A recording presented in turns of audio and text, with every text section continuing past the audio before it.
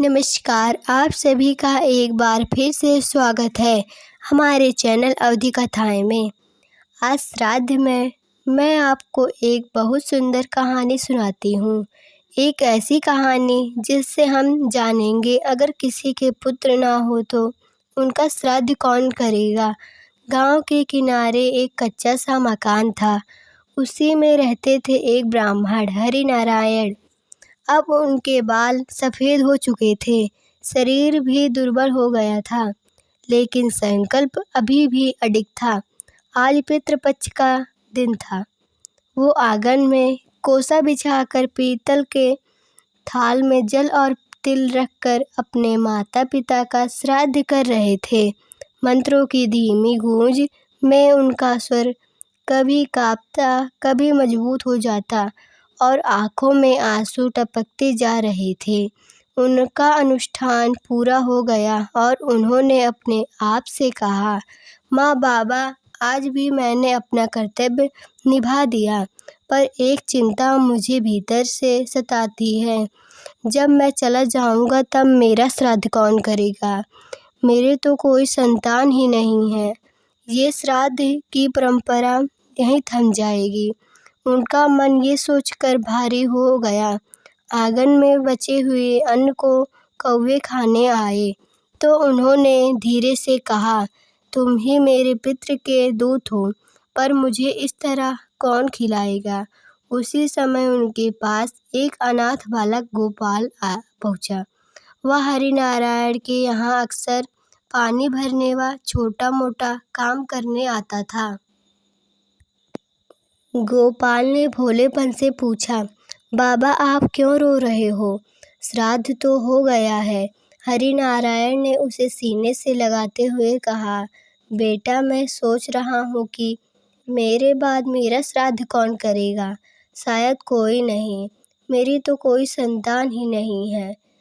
मन की पीड़ा आंसुओं के साथ बह निकली। उन्हें लगा जैसे वो अकेले पड़ गए हों। तभी गोपाल ने चुपचाप उनकी हथेलियाँ थाम ली। गोपाल ने मासूमियत से कहा, तो मैं करूँगा ना बाबा।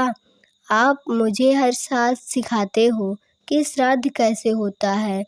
आप ही मेरे माता पिता जैसे हो। जब आप नहीं रहोगे तो मैं आपके लिए श्राद्ध करूँगा। ये सुनकर हरिनारायण की आंखें भर आई। पहली बार समझ आया, सिर्फ पुत्र होने से ही श्राद्ध नहीं होता। सच्चा पुत्र तो वही है जो प्रेम व श्रद्धा से याद करे। गोपाल बोला, बाबा श्राद्ध करने के लिए पुत्र होना जरूरी नहीं होता। आपको जो दिल से अपना माने वो भी तो श्राद्ध कर सकता है। आपको अन्न जल अर्पित कर सकता है। आप मेरे लिए किसी पिता से कम नहीं हो। जिस तरह आपने मुझे जीना सिखाया वैसे ही मैं सब करूँगा जो एक पुत्र अपने पिता के लिए करता है। हरिनारायण की आंखें आंसुओं से छलक पड़ी। वो बोले, बेटा तुमने मेरी सबसे बड़ी चिंता मिटा दी। सच है, संतान होना ही श्राद्ध का एकमात्र रास्ता नहीं ही। शास्त्रों में कहा गया है कि अगर संतान ना हो तो भाई का पुत्र, शिष्य या कोई भी प्यारा श्रद्धा से कर सकता है। श्राद्ध में रक्त का बंधन नहीं, भावना का पवित्रता मायने रखती है। प्रेम और श्रद्धा से किया गया अर्पण ही पितरों तक पहुंचता है। बरगद के छांव तले उस दिन एक नई सीख गूंज उठी। श्राद्ध अधूरा नहीं रहता जब तक कोई सच्चे दिल से तुम्हें याद करता है। तो ये थी आज की एक बहुत सुंदर कहानी। आपको आज की ये कहानी अच्छी लगी तो लाइक ज़रूर करें, साथ ही कमेंट करके भी बताएं।